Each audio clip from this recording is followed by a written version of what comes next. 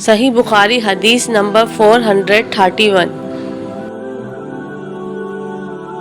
زہری نے کہا کہ مجھے انس بن مالک رضی اللہ تعالی عنہ نے خبر پہنچائی کہ نبی کریم صلی اللہ علیہ وسلم نے فرمایا،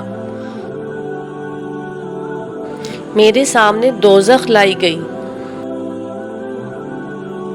اور اس وقت میں نماز پڑھ رہا تھا۔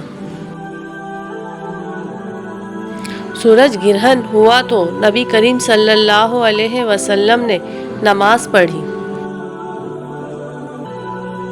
اور فرمایا کہ مجھے آج دوزخ دکھائی گئی۔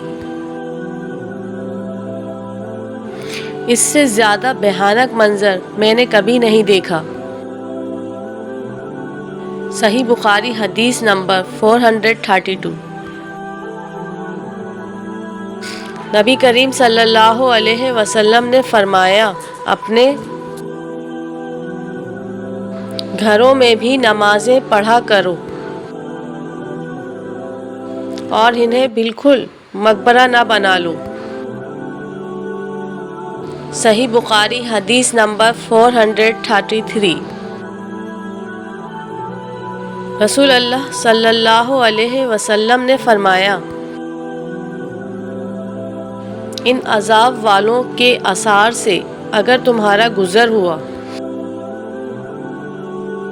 تو روتے ہوئے گزرو، اگر تم اس موقع پر رو نہ سکو تو ان سے گزرو ہی نہیں،